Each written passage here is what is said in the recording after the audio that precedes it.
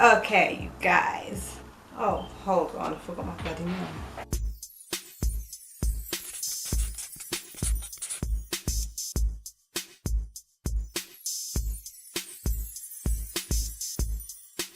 Hey guys, so today I've decided to kind of do like get ready with me and like a story time as well. I'm just gonna jump straight into it. I've been wanting to do like story times for a little while, but didn't want to sit in front of the camera and say like just be talking and not be doing anything. So I decided, you know what, I'm gonna do some story times with and incorporate it with like a get ready with me. By the way, if you hear a lot of outside noise, a lot of kid noise, it's absolutely boiling and I can't have my doors closed. So my door is open. Oh my gosh, can you see like the indentations on my nose from my glasses? Crazy. Anywho, so this is the time when like I ran away. It's not a good thing at all. But this happened when I was about 3, maybe 4 years old. Yes, I was about 3 or 4 years old when this happened. So it wasn't like I was a teenager and I decided to run away or anything like that. I was tiny, I was little. And the reason why I know I was 3 or 4 years old is because it happened before my sister came along. And we're all 4 years apart. Like I've got 2 sisters and I've got a brother, and we're all 4 years apart. My parents claim that they never planned it that way, and then it just happened. Okay, so anyway, so my dad, he still does, but back in the day he used to go to church like every single Sunday, and every church that my dad's been to, like I can remember my dad, he's gone to probably about 3 or 4 different churches that I can recall. And the craziness is that every single one, he's been the guy that plays piano. It's so strange. It's like every single church has needed a guy who plays keys. Like really? And then he's just all of a sudden come along and been the guy who goes and plays keys. Like how? That is spooky. So anyway, so when you're part of like the choir and you're part of the band and all of that, you have to go and do like music practice so that you are ready for Sunday morning. So he took me one day to music practice, and any one of you who has grown up like in church and has done any extracurricular activities at church, you all know that before and after the activity that you are doing, you bow your head and you pray. So I'm at church, they're about to start music practice, they all get into a circle, they all hold hands, they bow their heads and they start praying. But the type of church that this is, they don't do like silent prayer. They make like they'll speak and make joyful noises and all of that stuff while they are praying. And there are some places that just do silent prayer and stuff like that, but this wasn't one of those places. So according to my dad, I was in the middle, like in the very center of this prayer circle. I'm gonna go in using my Wet n Wild Rose in the Air palette. I recently got this and I kind of want to use it again, so that's exactly what I'm going to do. So yeah, I'm in the center of this prayer circle, and before my dad closed his eyes, I was there, and then when he opened his eyes, I was not. And keep it in mind, I was about 3 or 4 years old at this point. So here is what I was told had happened. I literally walked out of the church, and my question is, it's evening time, and from my dad's recollection it was night time. So why is the door open? And at 3 or 4 years old, now don't forget, I've got a 3-year-old. He can open doors. Just as long as he can reach the handle, he can open the door. Okay, he can open it. But my question is, why was the door open? But then something that I have to keep in mind is that a lot of churches, when they do have people inside it, they do close the door, but the door is not locked, like they don't lock you in. So I guess they just weren't anticipating that I was A, going to be there, or B, that I was going to have the gall to actually walk out the door. Which leads to another question. How long were you lot praying? I can't remember, because obviously I was really, really small. So I can't remember how big this church was, where it was located. I can't remember all of those things, because how many of you remember anything from when you were 3 or 4 years old?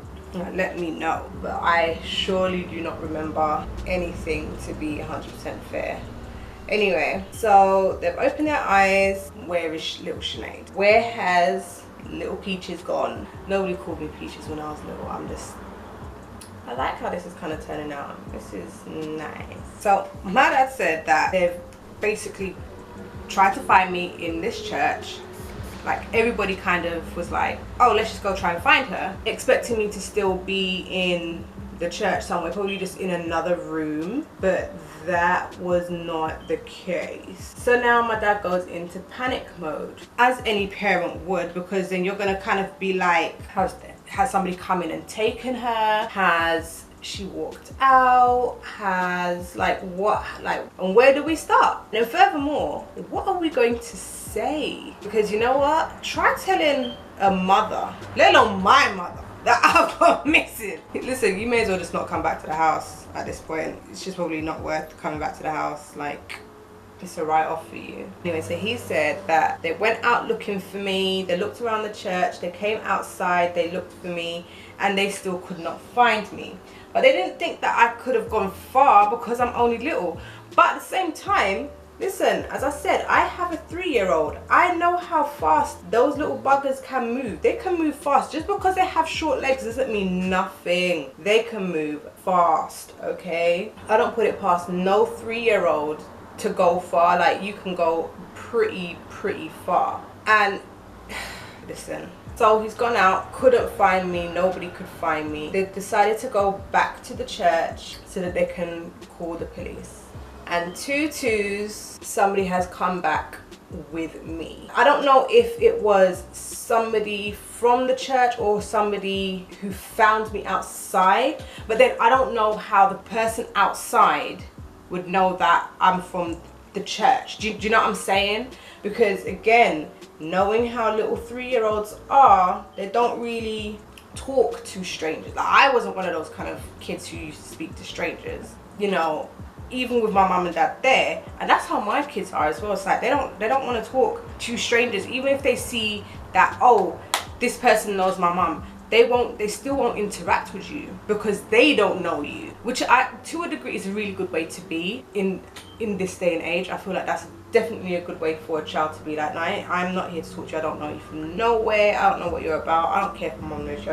I don't know you. So that's how my kids are born anyway. So I'm not too sure who it was who brought me back, but apparently a couple had found me at a crossroad, like the zebra crossing. Do you guys have zebra crossings in the States? It's like a black and white crossing, and the car can choose whether or not they want to stop for you or not. They're not like legally obligated like when you're at a red light. But you know, in films and stuff, I've never seen a zebra crossing, like films which are situated in the States. Anyway, but yeah, so I had apparently come out of the church, walked all the way down the road, tried to cross the road, probably realized, oh, well, I'm not allowed to cross the road, and kind of just stood there until somebody had come by me, found me, and was like, well, where is your mum? I don't know what happened from that point. I highly doubt that I would have led them back to where I came from. How would I have remembered where I'd come from?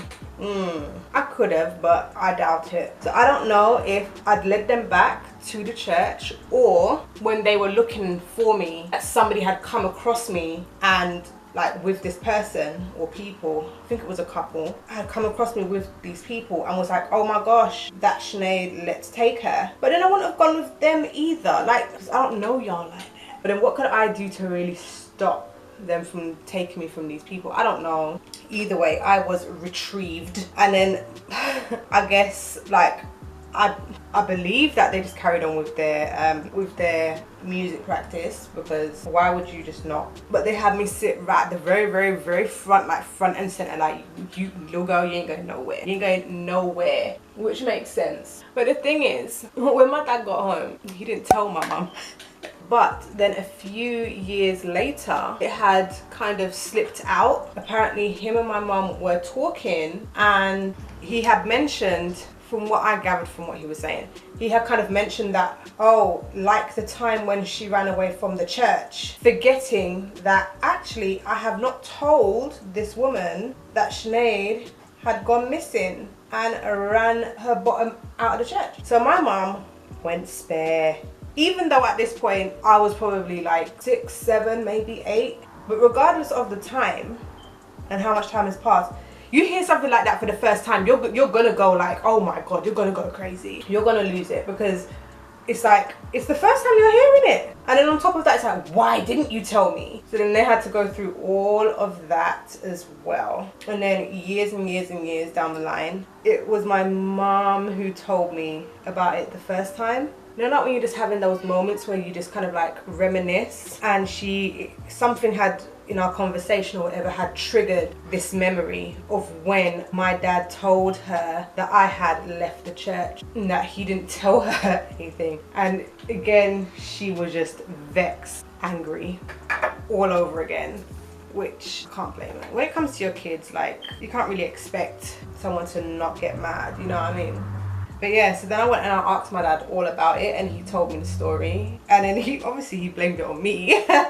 Like, you got me into so much trouble. I don't know what I was gonna tell your mom. I almost called the police. I was almost in tears. And again, it all makes sense. It makes perfect sense. Like, well, there's been a time where mine had literally done the same kind of thing to me. Well, I told you to play here, and then I've turned around and I can't see you, and then he was all the way over there. And it's like, boy, I told you to play here. I didn't say go all the way over there where I didn't know that you was going to be. I never told you that was okay. And then you kind of feel like you're angry, but you're relieved, but you're upset. It's like all these mixed emotions. So I could well believe that my dad must have been panicking. But no, my mum, probably would have just been the best idea.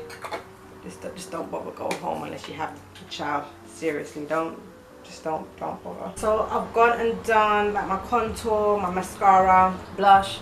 Yeah, like, you got to be extra vigilant of your kids, man. I even remember being at the park, right, a few times, and it's kind of like there's adults there, and I'm talking about like the play area, the designated area for the children to play with the swings and the slides and the this and that. And there's some adults in there, and it's kind of like, where's your kids? Like, you look like you're hanging out. Like, where are your kids? Because I see you looking at everybody's kids. I didn't see you coming here with no kids. And that doesn't mean to say that they're not accompanying somebody who does have kids, because they might be accompanying somebody who does have kids. Like, the amount of times like my sisters or my brother have come with me and my kids to the park, they don't have their own children, but they're here with us. But this is kind of like, you see them interacting with my children. The ones that come to the park and they don't have no children, it's kind of like, what are you doing here?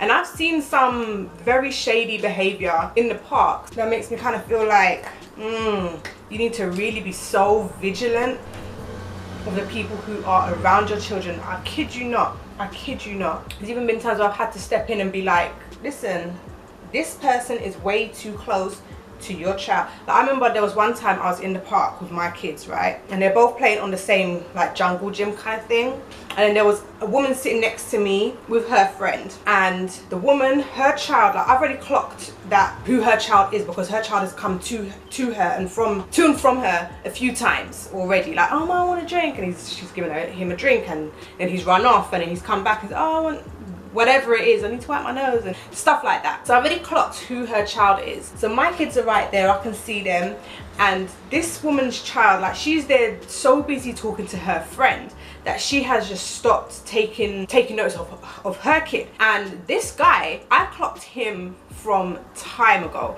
and he was just walking around inside the park the play area, sorry, with all of the kids and the parents, and he's got his hands behind his back and he's literally scouring, and I'm just kind of like looking at him, and I looked him right dead in his eyes like, I know I've clocked you. You've come in here, this guy's coming here with no child. But I gave him the eye like, say, yes, I've clocked you, and I will stare you straight in your face. I'm that kind of person. I don't really care.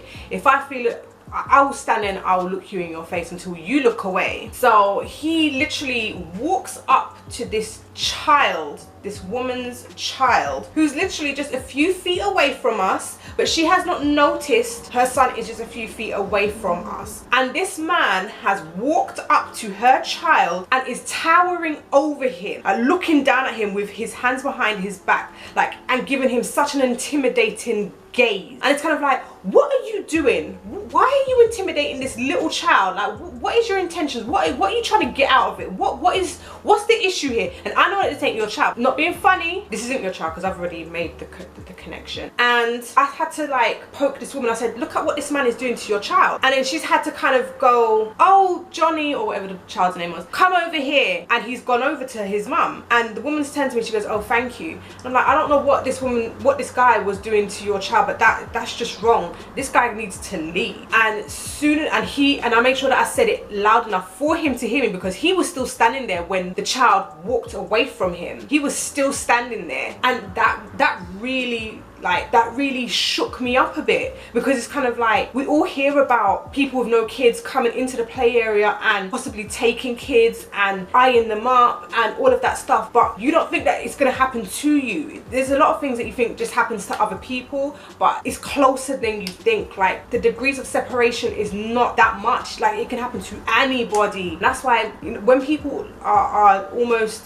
to the degree of suffocating their kids because they want them so close to them all the time, I can kind of understand, because you don't want nothing bad to happen to your child. You just don't. At the end of the day, listen, just be vigilant of your children, where they're going and who they're around and all of that stuff. Let me just spray my face.